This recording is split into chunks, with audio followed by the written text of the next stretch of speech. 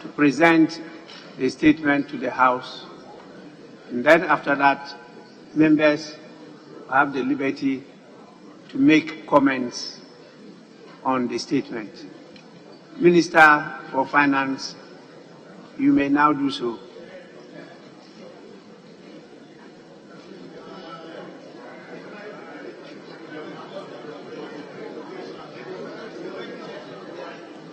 I do know.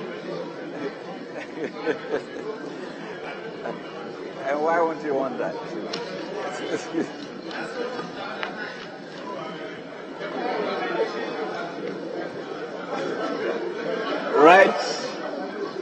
Right, Honorable Speaker, Honorable Members of Parliament, I stand before you on the authority of His Excellency President Nana Addo Dankwa Akufo-Addo to present the mid-year fiscal policy review of the budget statement and economic policy of the Government of Ghana for 2022 financial year. Today's presentation is in fulfillment of Section 28 of the Public Financial Management Act 2016, Act 921, and Regulation 24 of the Public Financial Management Regulations, LI 2378. Mr. Speaker, this statement is an abridged version of the mid-year fiscal policy review of the budget statement and economic policy of the Government of Ghana for the 2022 financial year. I respectfully request that the entire mid-year fiscal policy review of the 2022 budget be captured in the Hansard. Mr. Speaker, on 17 November 2021, I presented the government's program to build a sustainable entrepreneurial nation anchored on fiscal consolidation and job creation in the 2022 budget, the Ajenkwa budget. Our macroeconomic targets were designed to get us back to a path of debt sustainability and increased growth. These targets, Mr. Speaker, were underpinned by an aggressive program to mobilize 100.5 billion Ghana cedis in revenues and grants, with estimated total expenditure of 137.5 billion Ghana cedis. We aim to achieve an overall budget deficit of 7.4% for the year 2022. This was against the backdrop that economic growth had recovered from 0.5% in 2020 to 5.4% in 2021, and the fiscal deficit had declined from 14.7% in 2020 to 11.4% in 2021. While the prospects for 2022 are encouraging, our plans, like many other countries in the world, went awry. Mr. Speaker, the impasse in Parliament and subsequent developments after the presentation of the budget in November 2021, both global and domestic front, have created enormous challenges for our economy. The deferment of the passage of our proposed revenue measures undermined the credibility of our budget, leading to heightened investor concerns, credit rating downgrades, and closed access to the international capital markets. These happenings, Mr. Speaker, have led to severe pressures on the cedi, which caused the currency to depreciate significantly. Additionally, in February 2022, Russia invaded Ukraine, a situation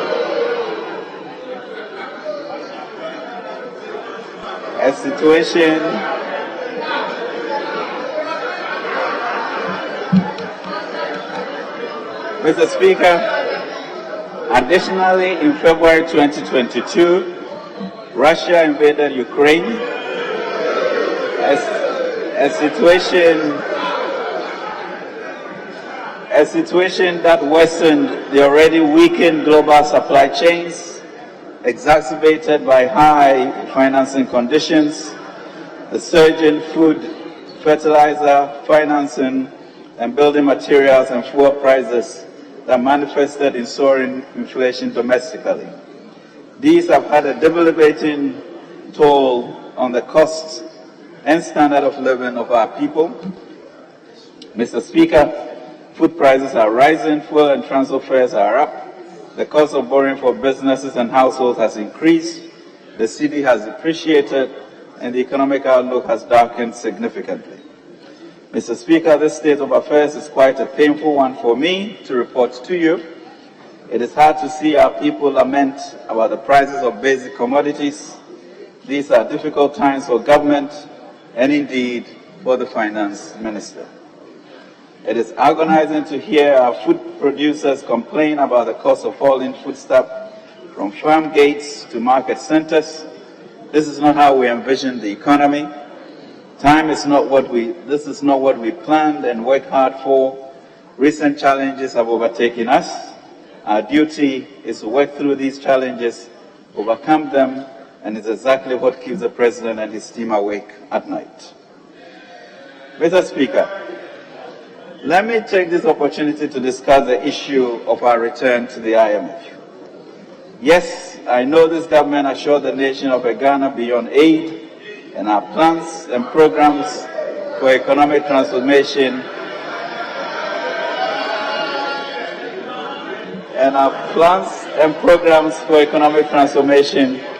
have been designed to achieve just that. And indeed, I did say that Ghana would not embark on an IMF program.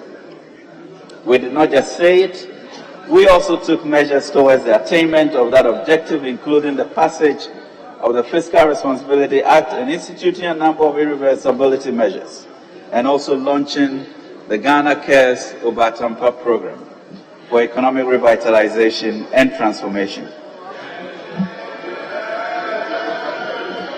Unfortunately, unprecedented global developments, Mr. Speaker, over the past 2 years, especially in these last 6 months, have really and truly disrupted our efforts. Governments across the world have had to change course to tackle the current crisis. Governments that less than a year ago were busily talking about energy transition and green and cleaner fuels have gone back to firing their coal plants. Governments that are known for low taxes are now raising taxes to tackle growing deficits. These are not ordinary times, not for Ghana, not for Africa, and certainly not for the whole world. Right, Honorable Speaker, let us all acknowledge that the situation we are experiencing now is different. The global context we find ourselves in is the first of its magnitude in the Fourth Republic, and even before that. It is therefore disappointing when people want to pretend that these developments are purely domestic. It is trite knowledge, Mr. Speaker, that global developments, including the impact of the COVID-19 pandemic and the Russia-Ukraine invasion, have really undermined and disrupted most economies. Governments across the globe are facing strikes and demonstrations as workers see their standards of living plummeting.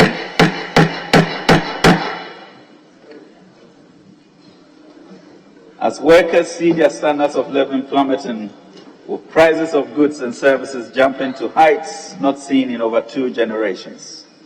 An International Monetary Fund staff team visited Accra from July 6 to 13, 2022 to assess the current economic situation and discuss the broad lines of our government's enhanced domestic program that could be supported by the fund. At the conclusion of the mission, Mr. Speaker, the statement by the team lead correctly captured where we are and why we are where we are. He said, Ghana is facing, and I quote, Ghana is facing a challenging economic and social situation amid an increasingly difficult global environment. The fiscal and debt situation has severely worsened following the COVID-19 pandemic. At the same time, investors' concerns have triggered credit rating downgrades, capital outflows, loss of external market access, and rising domestic borrowing costs. In addition, the global economic shock caused by the war in Ukraine is hitting Ghana at a time when the country is still recovering.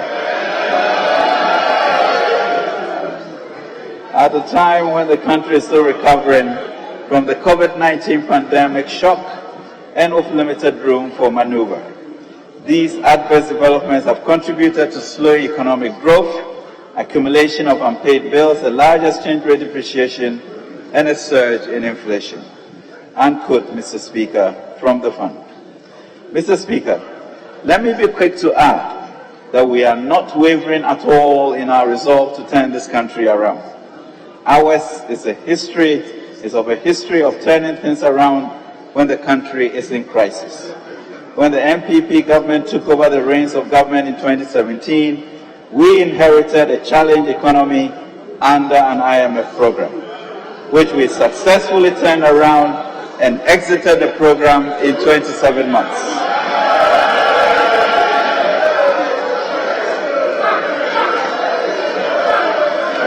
Mr. Speaker, that is a fact. If the economy was not on track, we would not have been given the all clear. That was why by April 2019, satisfied with the stability that we had brought to the economy and the policies we were implementing to sustain growth, the fund gave us the all clear to exit the program. Ghana's growth rate had moved from 3.7% in 2016, the lowest since 1992, to average 7% from 2017 to 2029. We had cut the rate of inflation down by 33% over the same period to 7.9%. By the end of 2019, Mr. Speaker, average lending rates had dropped from the 30s to 23.6 and still dropping. Our trade balance was up, Mr. Speaker, to 2.3 billion. The cedi remained relatively stable. Indeed, the amount of our total revenues that we use to service our debt had dropped from 2018 spike of 73% to 58.9% by December 2019. We were certainly not out of the woods, Mr. Speaker, especially as revenues remain very low and we have been left with billions in arrears to pay, and more bills to pay from numerous contracts that the previous government had signed.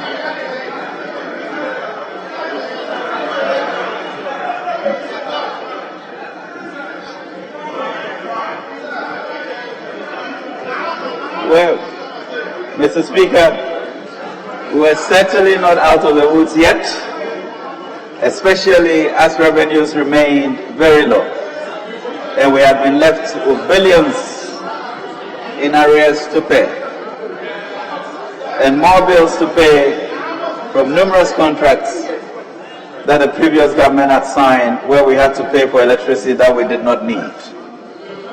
Yet, we still found money to fund our own ambitious promises to Ghanaians. We still found the money to bring back or invest more in vital social programs that had been abandoned by the previous government.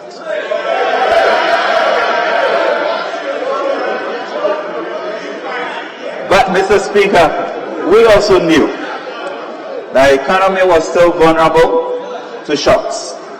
That was why we set out to introduce transformational policies that in the long term will put Ghana beyond aid.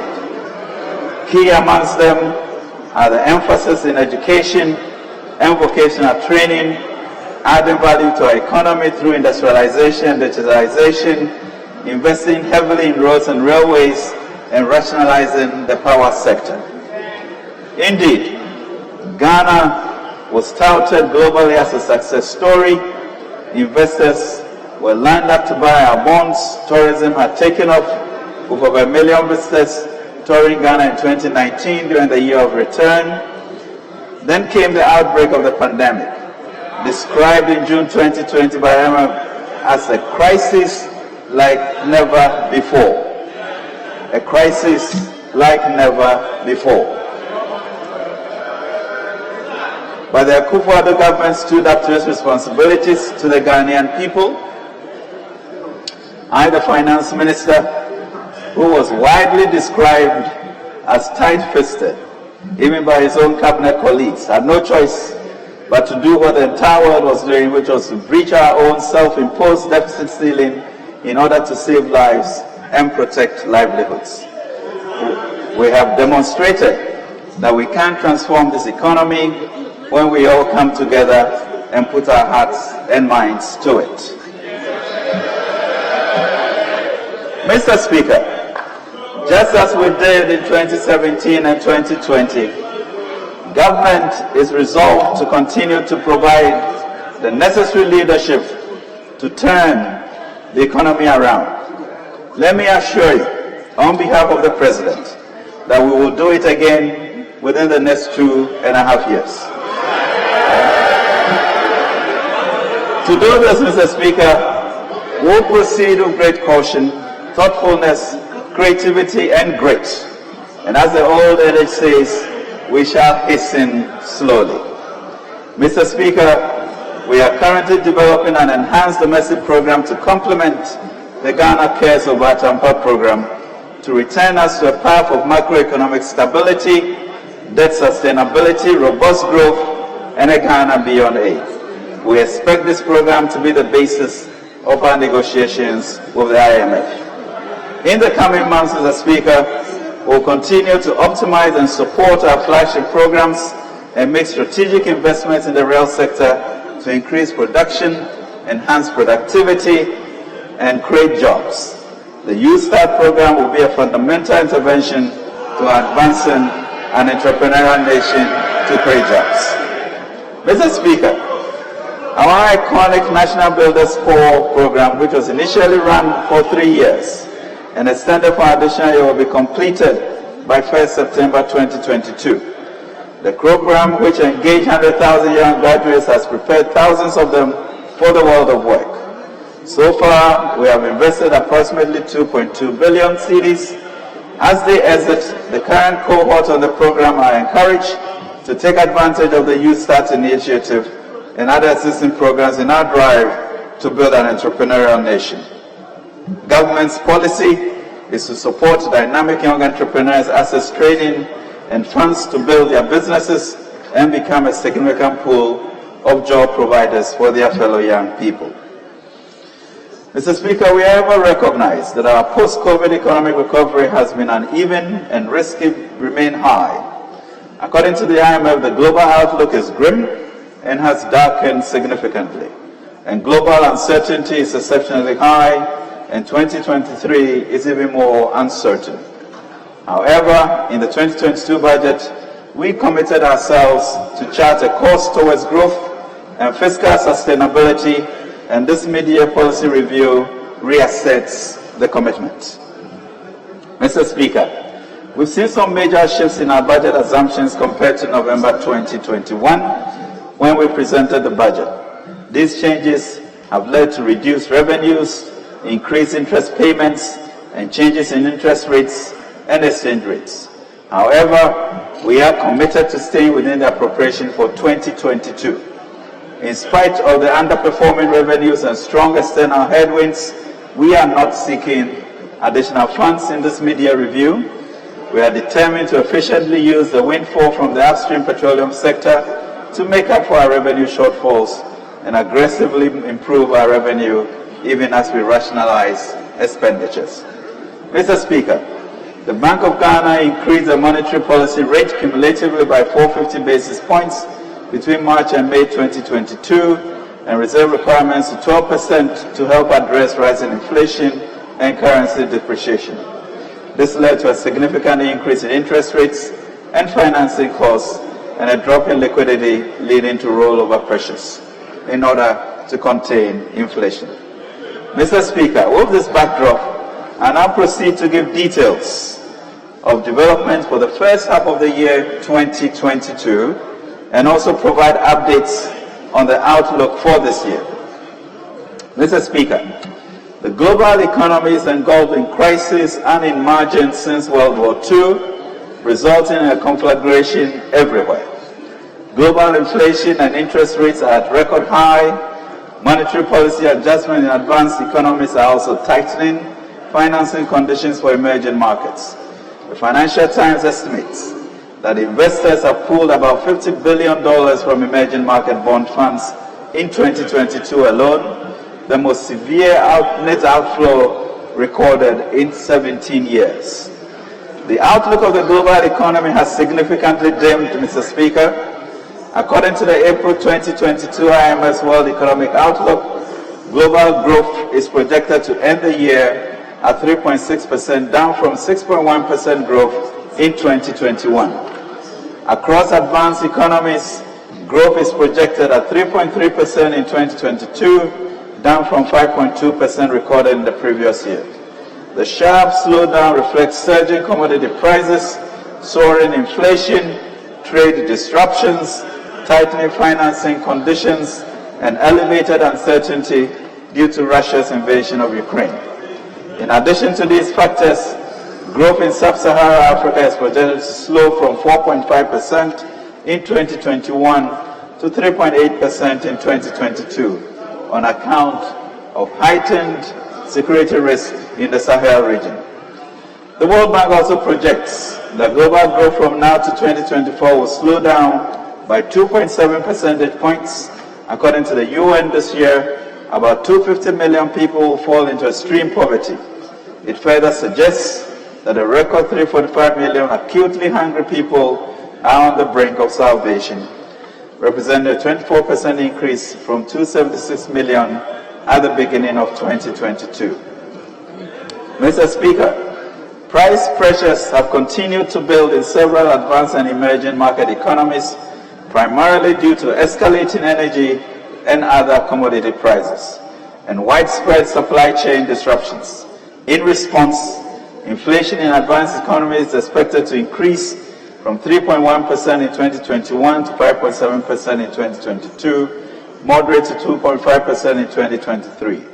Similarly, inflation in emerging markets and developing economies is expected to increase from 5.9% in 2021 to 8.7% in 2022, before moderating to 2.5% in 2023. Mr. Speaker, our economy has been impacted by these global developments. The revenue measures outlined in the 2022 budget have underperformed, largely due to the delays in passing and implementing these measures. Inflation has surged to 29.8% as at the end of June 2022, as compared to 9% in June 2021. The cedi has been pressured against the US dollar by 16.86% between January and June 2022, compared to 4.1% at the end of 2021. These have contributed to rising costs of living and labor agitations.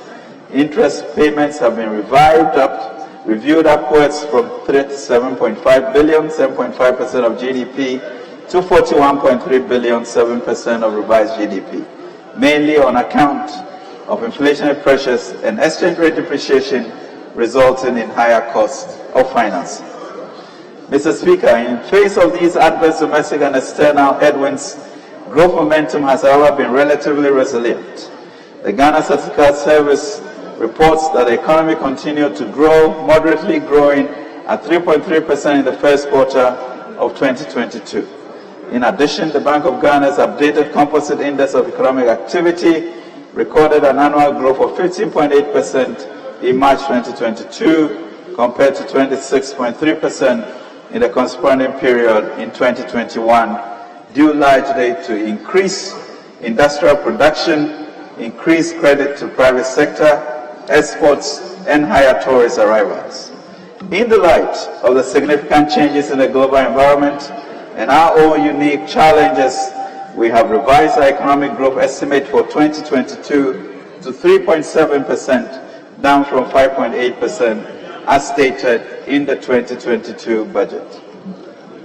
Mr. Speaker, at the time of presenting the 2022 budget in November last year, we provided information on macroeconomic developments for the first 9 months of the 2021 fiscal year. We now have received updated information through the end December 2021, which I now present as follows. Overall real GDP for 2021 grew strongly by 5.4% compared to 0.5% recorded in 2020 and the revised 2021 annual target of 5.1%. Non-oil GDP growth also increased to 6.9% compared to a growth of 1% recorded in 2020 and the revised 2021 target of 7%. Overall budget deficit of 28.095 million, 5.6% of GDP, against a deficit target of 19.73 billion Ghana cedis, 3.9% of GDP. Primary balance for the period was a deficit of 7.618 billion, 1.5% of GDP, against a deficit target of 672 million, or 0.1% of GDP.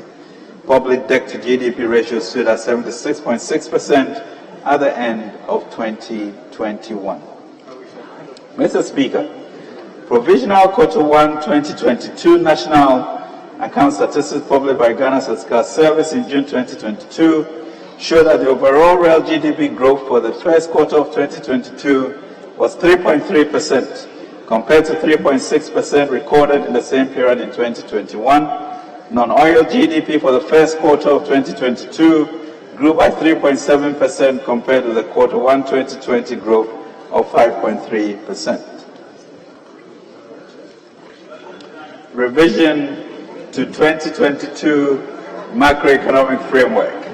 Mr. Speaker, as I've already indicated, the macroeconomic environment has significantly changed, prompting the revision of the macroeconomic framework.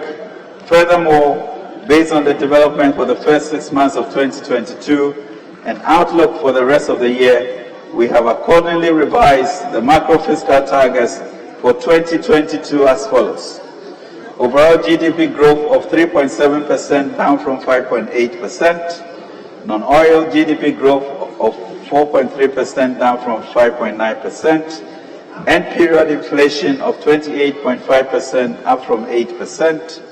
The overall deficit of 6.6% of GDP, down from 7.4%. Primary surplus of 0.4% of GDP, up from a surplus of 0.1% of GDP, and the gross international reserves of not less than 3 months import cover.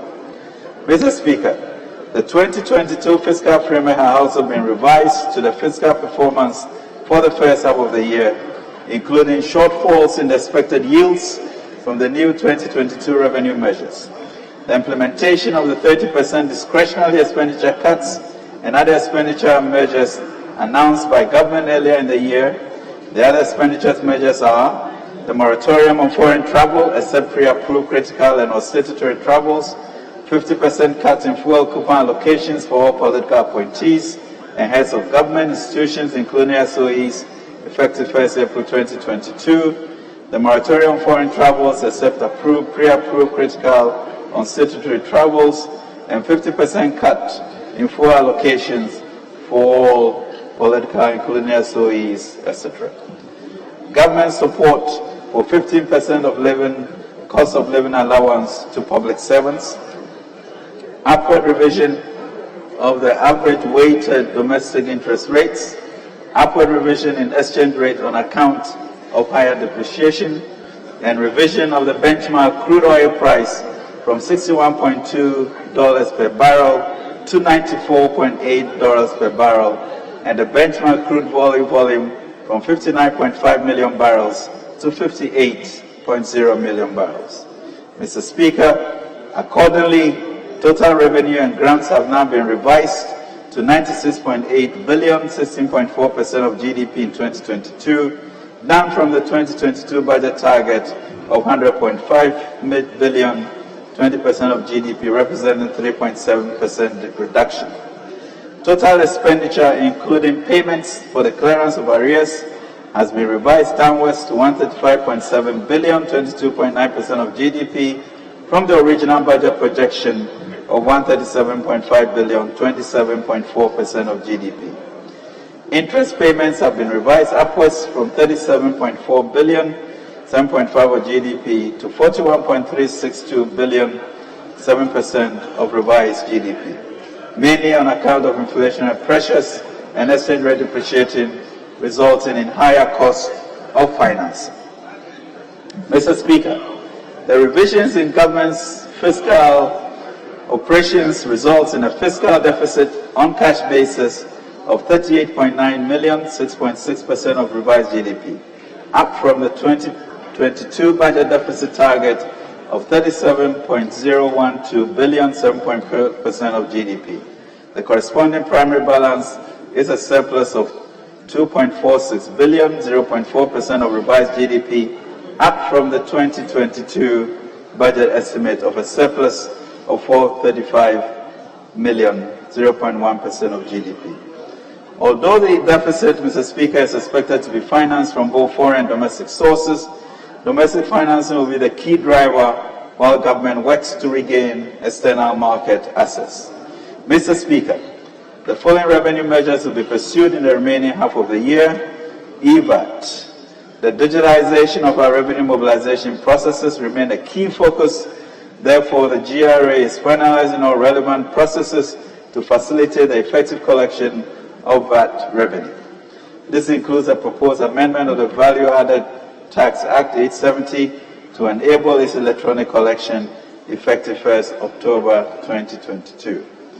Property rates. It's fundamentally important that together with the Ministry of Local Government, we continue to assist and support the assemblies, not only to expand their revenue base, but to do so with optimal efficiency and effectiveness. Therefore, the collective efforts of the local government, the assemblies, and the GRA in launching an end-to-end digitized process will be realized in August. Extension of waiver of interest and penalty to December 2022, and introduction of upfront payment of VAT on importers not registered for VAT with implementation start date of 1st October 2022. Mr. Speaker, this government has kept faith with public sector workers. Not a single public sector employee was laid off as a result of the COVID-19 pandemic. Employees received their full salaries, with frontline health workers receiving additional incentives. Since 2017, this government has employed an additional, Mr. Speaker, since 2017, this government has employed an additional 295,000 Ghanaians in the public sector, 20 being the highest, registering 84 new employees. 1,000 new employees. In spite of the prevailing global economic upheavals and the resultant fiscal challenges, government continues to pay salaries of all public sector employees on government payroll and has committed to pay a cost of living allowance of 15%. This ensures that public servants are motivated and public service nationwide continues uninterrupted. Furthermore, it shows government's commitment to the public sector. Furthermore, Mr. Speaker, government is significantly investing in ongoing initiatives and programs to improve the lives of Ghanaians, facilitate economic and job opportunities, promote shared growth, and protect the quality of life of Ghanaians. Indeed, government has prioritized national security, food security, energy and road sector development, railway infrastructure, education and skills development, among other flagship programs. Mr. Speaker, on national security, the safety of Ghanaians in the face of complex security threats is a major concern to government, and we are using a significant amount of resources to ensure that we keep our country and our people safe. Considering what is happening in the West Africa region, it is important that we prioritize national security, and we have. Whilst it will not be prudent to disclose the full cost of ensuring the security of this state, let me emphasize that it is significant. As a result, the Ghana Armed Forces is implementing an enhanced surveillance program for the country's airspace and international borders through collaboration with other domestic security agencies. We are also aggressively pursuing the Forward Operating Bases program to improve response time and prevent cross-border crimes as well as terrorist infiltration. To further improve internal security, the Ghana Police Service has recruited and trained 5,000 additional officers to put more police in our streets and communities. The service has also launched the See Something, Say Something campaign, intensified anti-armed robbery operations, and intelligence-led sweeps throughout the country. Mr. Speaker, COVID-19 pandemic and the Russia-Ukraine war have combined to disrupt supply chains and increase transportation costs, which are threatening food security globally. But what the people of Ghana care to see is that their government is doing about it to ease the impact here. To enable households and farmers cope and support stable food supply, government has taken the following immediate measures. Place a temporary ban on grain exports, promote the use of organic fertilizer and cultivation of crops such as roots which require less fertilizer, monitor food and input prices to pick up early warning signals of potential food crisis in order to take prompt remedial action, and finalize modalities for the haulage of produce from farm gates in food-growing areas to market centers, especially the urban areas. Mr. Speaker, on energy sector development, the raft of sanctions imposed on Russia are tightening supply conditions for energy products. In response, government is closely monitoring the stock of products at all depots. The timely intervention of the Bank of Ghana through the Special Forest Auction Mechanism is also expected to sustain continuous supply of petroleum products in Ghana. Mr. Speaker, we have seen in this country the damage that disruptions in power supply causes to businesses, large and small, from factories to hairdressers, salons. As part of measures to improve transmission reliability of power supply and expand energy to all Ghanaians, we have between January to date completed the Kasua Bulk Supply Plant Point project, which comprises the reconstruction of a section of Great Coast 161 kV Winneba Malam transmission lines and tie-in works. The lights are on. Advance the Volta Achimota lot of the 161 kV Volta Achimota Malam transmission line upgrade project to 85% from 83%. Connected 58 communities to the national grid as at end June 2022, with several communities at various stages of completion, and commissioned the solar irrigation project at the Ho Technical University in March 2022 to promote renewable energy systems. Mr. Speaker, for balanced, sustainable energy partnerships that provide affordable power for industrial, commercial, and residential use, we have kept our promise and successfully renegotiated power purchase agreements with 6 independent power producers, namely Car Power, Power, Early Power, Twin City Energy, formerly Amandi, AXA Energy, and Senate. These renegotiated agreements are expected to have savings estimated at 13.2 billion over the life of the PPAs through a combination of reduced capacity and energy charges. In other words, we will be saving the Ghanaian taxpayer 13.2 billion from power contracts signed by the previous administration. Mr. Speaker, in spite of the revenue mobilizing challenges, the President is determined to fix the roads. Our Year of Roads program is continues to be on course. Phase 1 of the agreement with the Sino Hydro Corporation Limited, comprising engineering, procurement, and construction contracts for 442 kilometers of roads and 2 interchanges, have gained significant progress, including Tamale Interchange project completed and commissioned, PTC Runabout Interchange project at 35% completion, upgrading of selected feeder roads in Ashanti and Western regions completed, of a lot more to follow, and Sunyani Inner City Road works at 63% completion. Other key road and bridge projects are also progressing steadily, including the La Beach Road projects, lots 1 and 2, which includes a 3-tier interchange at Nungwa, is 34% and 50% complete respectively as of June 2022. The phase 2 of the Obechabi-Lamte Circle interchange and the flyover on the Accra-Tema motorway from the Flower Port Spinters Road are 57% and 30% complete respectively as of June 2022. The Kumasi Lake Road and Drainage Extension Project, extension of the existing Abuabo drain, and construction of the Tripatra bus terminal at 92% at the end of 2022.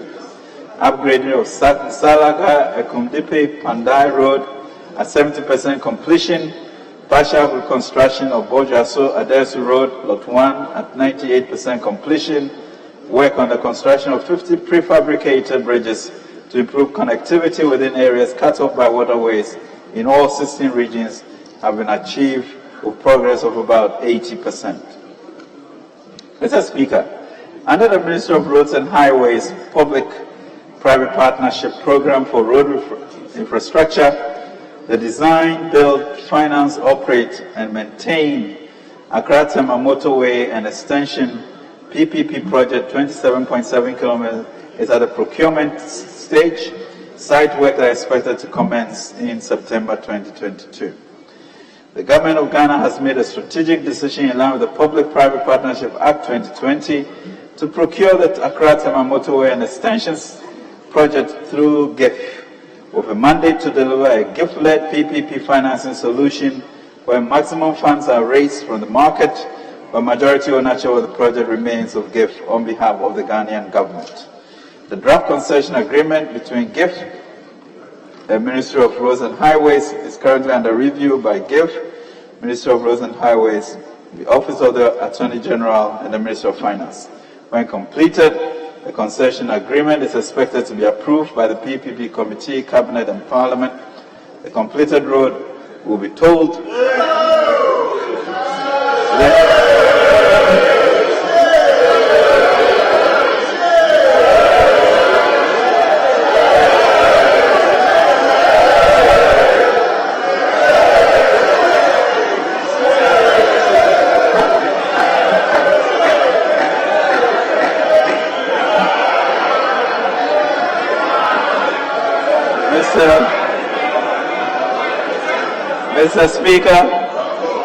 Mr. Speaker, all new roads of this nature will be tolled.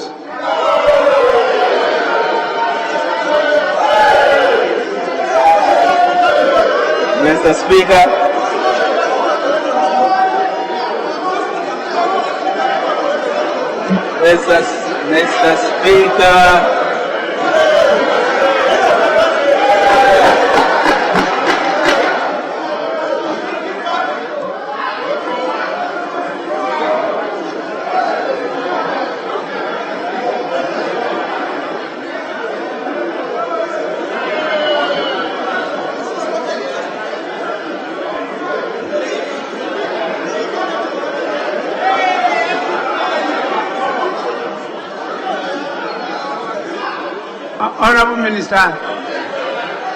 Honorable Minister, resume your seat. Mr. Speaker, the completed new road will be told to recover the whole life cost of the completed infrastructure, as well as pay lenders and provide a return to equity investors. The Government of Ghana shall provide funding through GIF to take equity in the special purpose vehicle to be created by GIF for the project. Mr. Speaker, PPP projects must be self-financing and they will be told. Mr. Speaker, significant investments continue to be made by government towards the development of a modern railway network.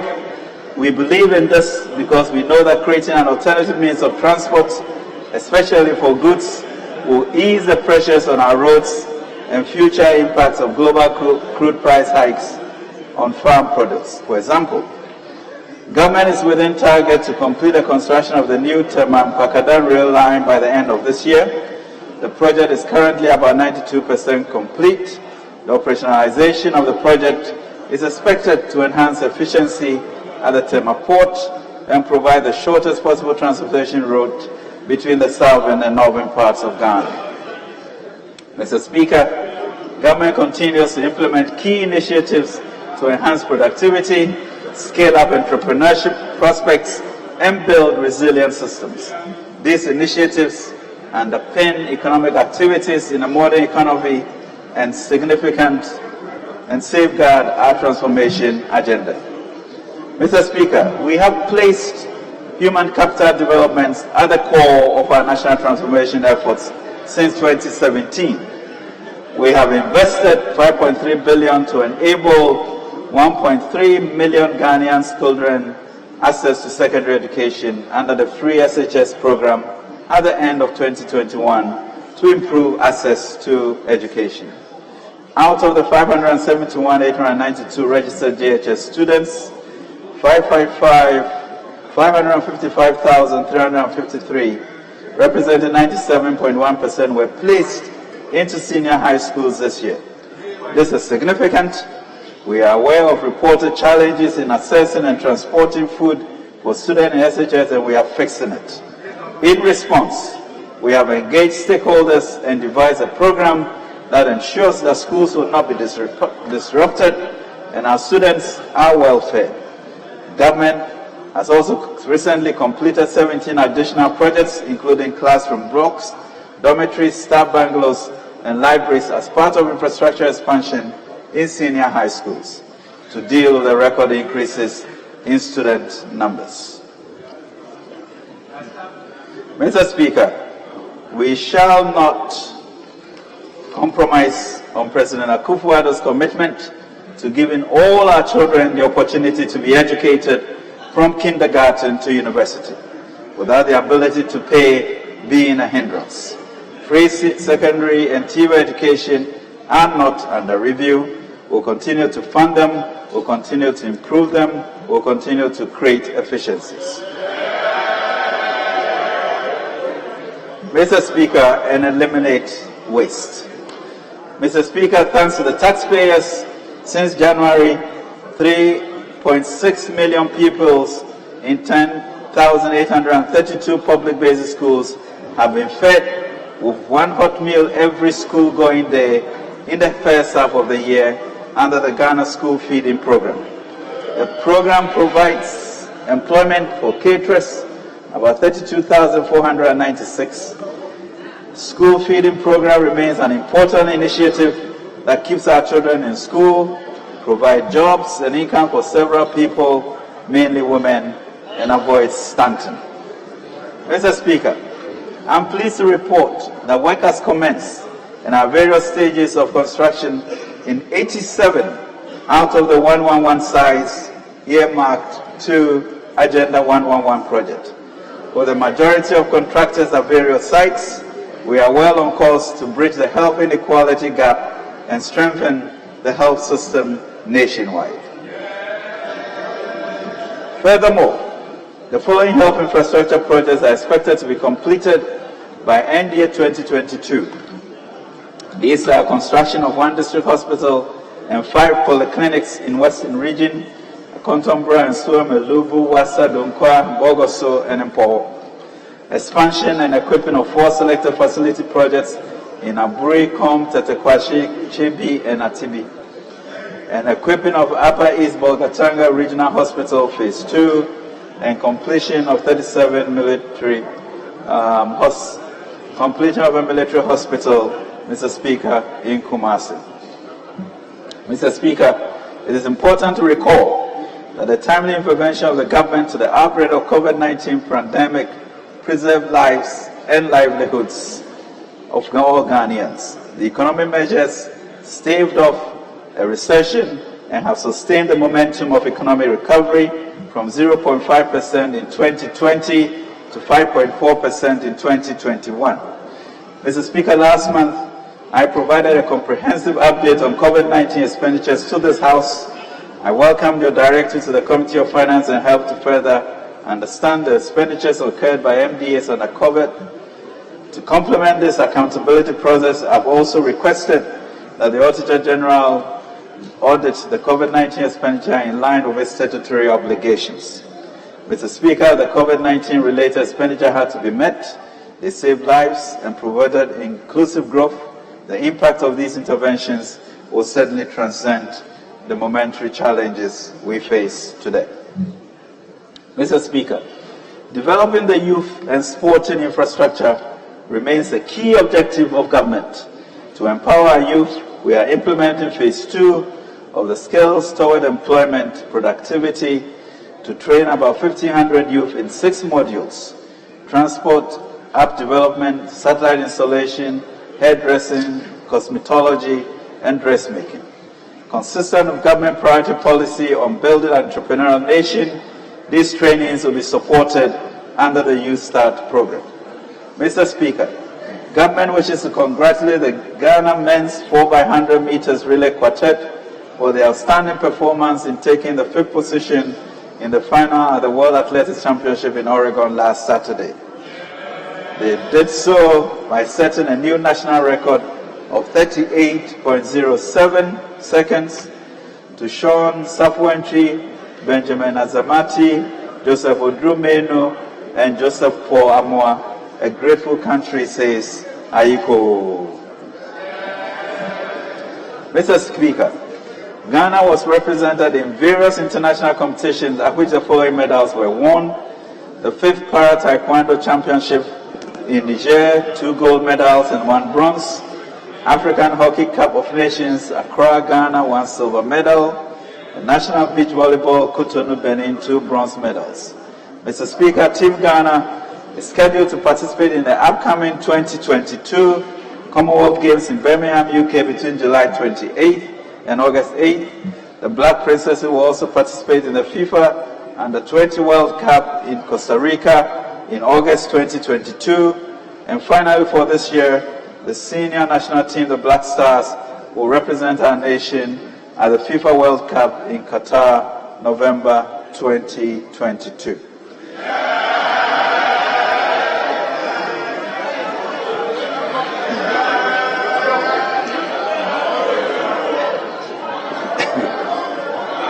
Government will ensure that adequate preparation is made to facilitate outstanding performance by these teams.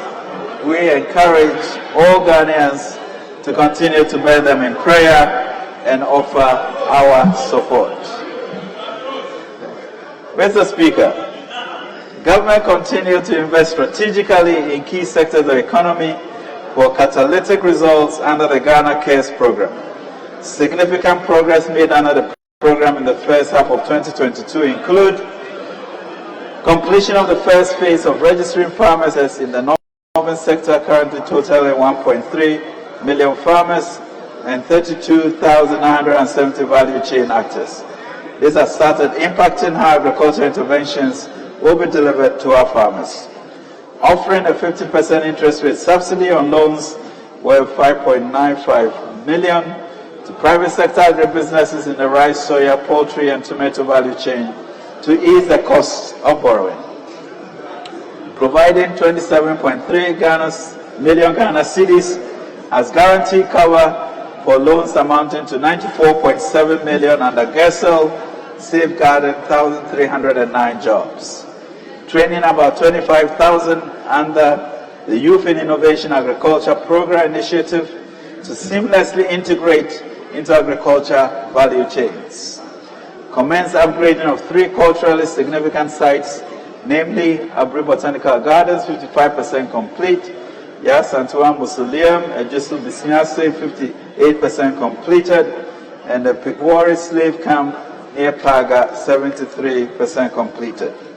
Launched the National Training and Retraining Program under the National Unemployment Insurance Scheme in July 2022 to equip 15,000 Ghanaians with employable skills for industrialization. Secured land and commenced processes to establish the Economic Enclave Program. This will create a viable ecosystem for the youth in commercial agriculture with an initial focus on rice and poultry value chains. The Youth Start Initiative. Mr. Speaker, since March 2022, we have successfully piloted the Youth Start program. Over 70 participants across the country went through a 2-week mandatory training to equip them with the requisite skills in entrepreneurship, financial management, good corporate governance, marketing, customer service, among others. Mr. Speaker, a total of 1.98 million was disbursed under the pilot to 46 individuals and 8 associations, with membership of between 6 and 45 members, based on specific needs to enable them scale up their businesses and contribute to the job creation agenda of government. Development Bank of Ghana. Mr. Speaker, on the 14th of June 2022, government and entrepreneurs realized a long-cherished dream when we launched and operationalized the Development Bank of Ghana.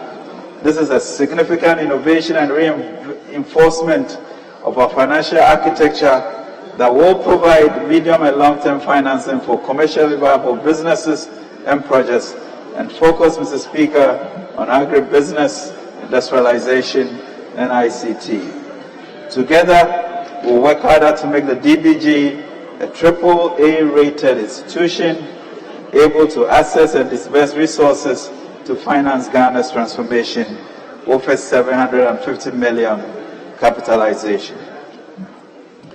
Mr. Speaker, despite global supply chain disruptions, Ghana's Automotive Development Program under the Strategic Anchor Industries Initiative continues to attract investment.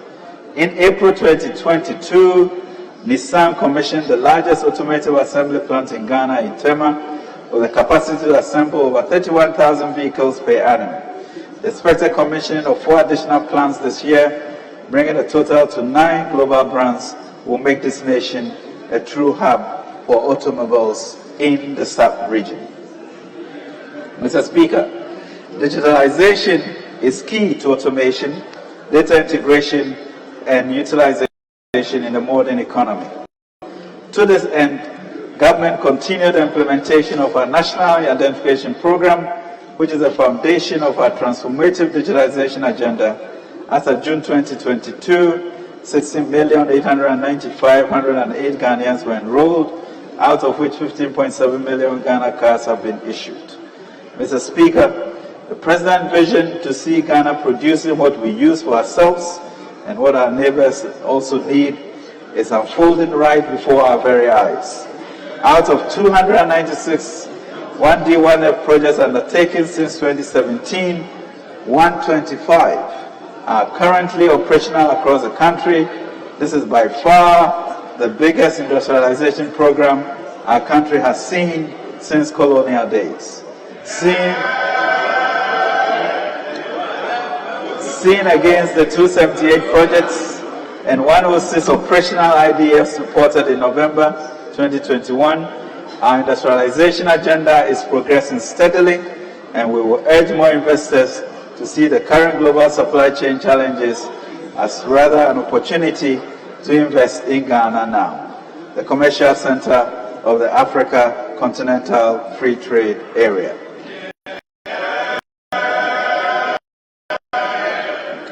Government for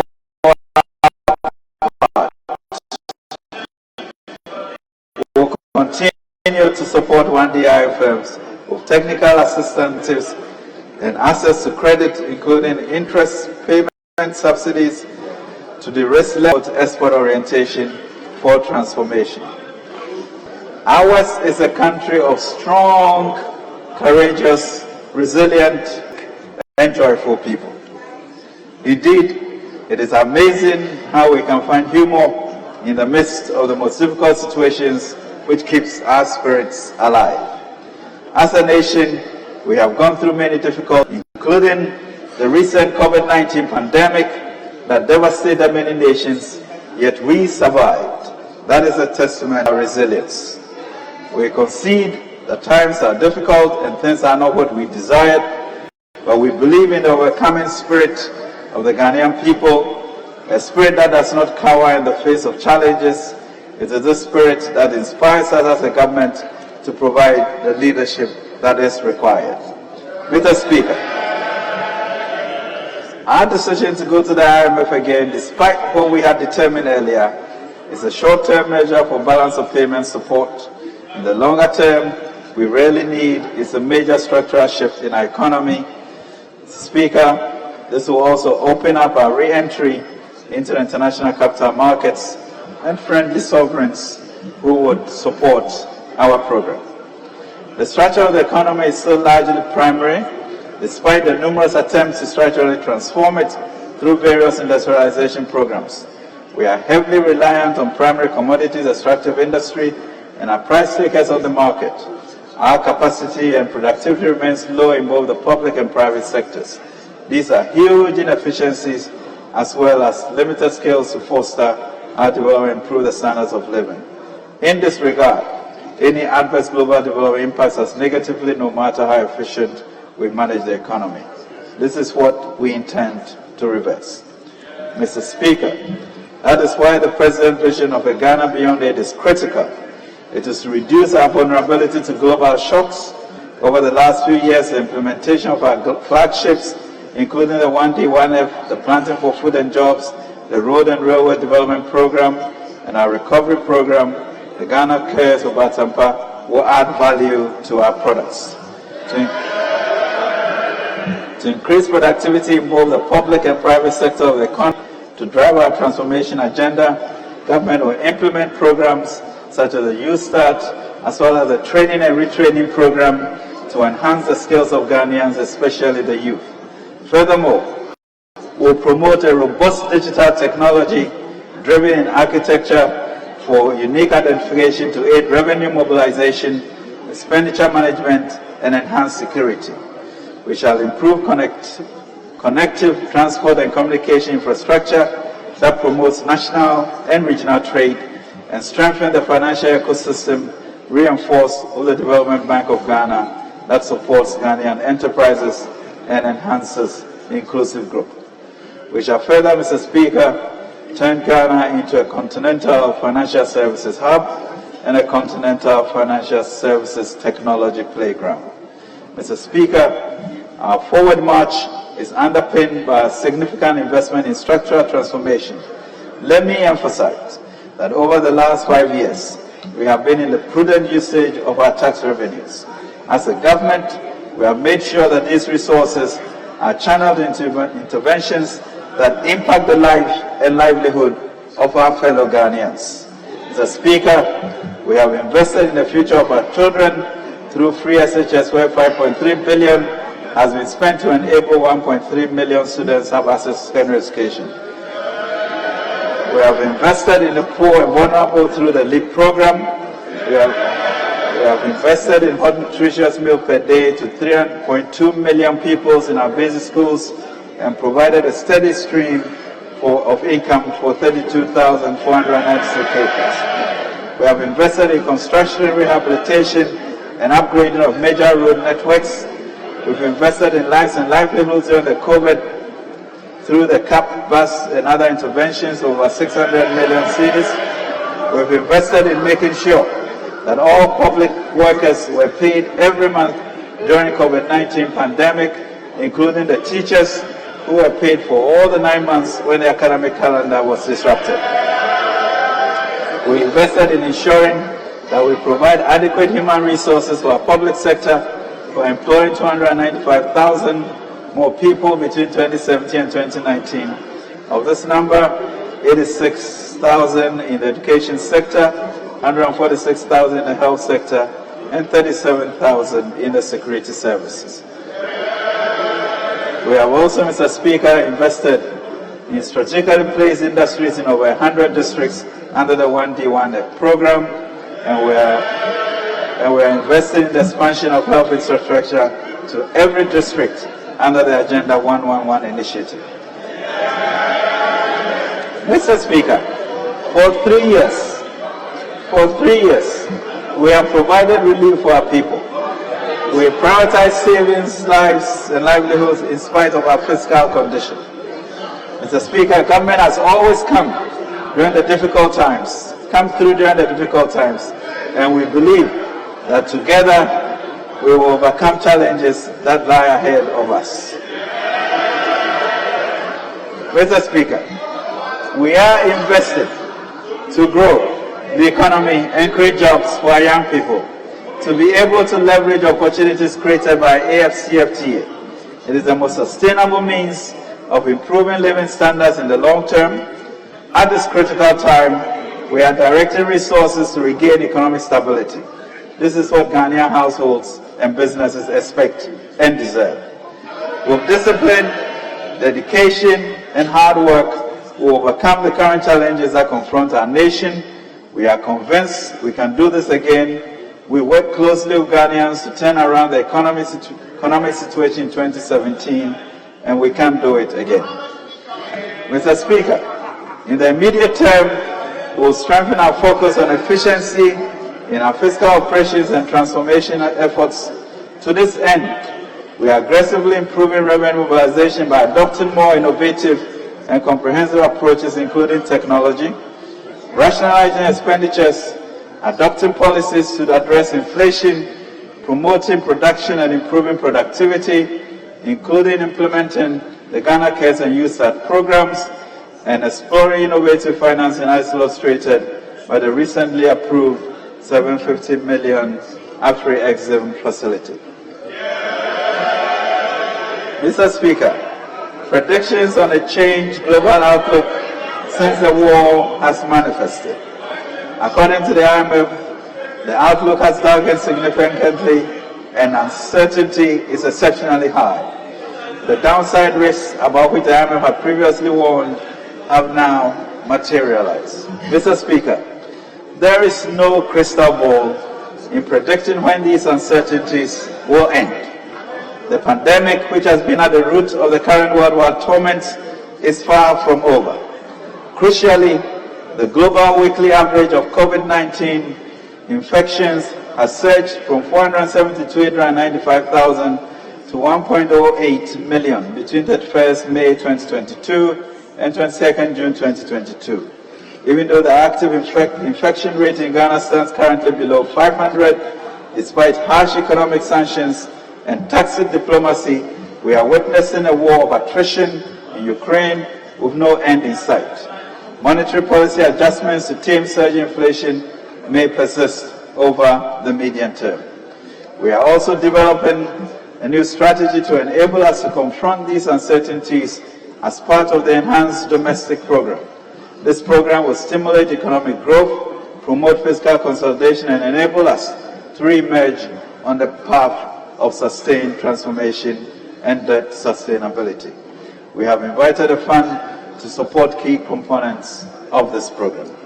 Mr. Speaker, this program reinforces our focus on fiscal consolidation and debt sustainability. To demonstrate our commitment, we are not seeking additional resources despite significant challenges. We will stay within the appropriation for 2022. Government will balance underperforming revenues and the adverse impact of the strong external headwinds with effective use of our windfall from upstream petroleum sector. Mr. Speaker, the Ministry of Finance will work with the Bank of Ghana in the coming months to provide emergency financing in the case of shortfall within the law, given the current unpredictable and challenging environment. The Bank of Ghana is also taking measures to help reduce inflation and has introduced critical measures to help stabilize the cedi, which is to exercise Ghana's first right of refusal to gold produced here, and for the first time in the Fourth Republic at least, build a strong gold reserves culture to protect the cedi as we move forward. Mr. Speaker, the collective achievement of this initiative will offer a more permanent respite and capacity to withstand similar challenges in the future. Our economic prospects are bright, but we'll have to contend with recurrent external challenges and adapt quickly to a new environment. There will always be unexpected challenges ahead. These have to be carefully considered and measures put in place to resolve them. Mr. Speaker, we are confident because we have laid the key infrastructure upon which we can anchor this process of national growth. Mr. Speaker, we are even more confident of an imminent breakthrough because we have, Mr. Speaker, a track record, a plan, the discipline, the dedication, the competence, as well as the compassion for our people and our country. But most of all, Mr. Speaker, we have God who gives abiding grace for this new journey. He guided the Ofori-Atta government to successfully exit an IMF program in 2019. He will again use this government to successfully go through this program to redeem us from this. We will chart a sustainable course that will restore and improve macroeconomic stability, energize and expand economic activity, create jobs, and strengthen Ghana's structural resilience to future external shocks. Mr. Speaker, I serve a president who has shown by his deeds that he is deeply committed to the welfare of the masses of our people. Ours is also a government that is not afraid to make hard choices for the good of our country. I want to appeal to Ghanaians to keep faith with the president and his team. We know things are tough now, but we have a plan and the will to drive it. We want this House to do exactly what it did in the earlier crisis of 2020. Support us in our bid to reduce the impact of this global crisis on the nation and to tackle the vulnerabilities in our economy to make us prone to such shocks. The President wants the Sovereign House to be a strategic partner in government's effort to stabilize the economy and spur growth to create jobs. Ours, Mr. Speaker, is a proud history of finding solutions to our country's issues, the MPP government of the Fourth Republic. We have done it before, we will do it again, and with the help of this House and the support of the good people of Ghana, we shall come out of this stronger. As we claim the Lord's promise in Joel 2 to send his people corn, wine, and oil to satisfy us and eliminate this reproach. In this journey, we must eschew pessimism. That takes invaluable energy away from our forward march to transformation. As one people, we must speak the same language of patriotism to guarantee our own collective success. For a united country will have no restraint but victory, Mr. Speaker, in Kunim. Mr. Speaker, I'm thankful for the opportunity to be here to outline our programs. I'm grateful that we continue to engage and find sustainable solutions to our challenges. God indeed bless our homeland.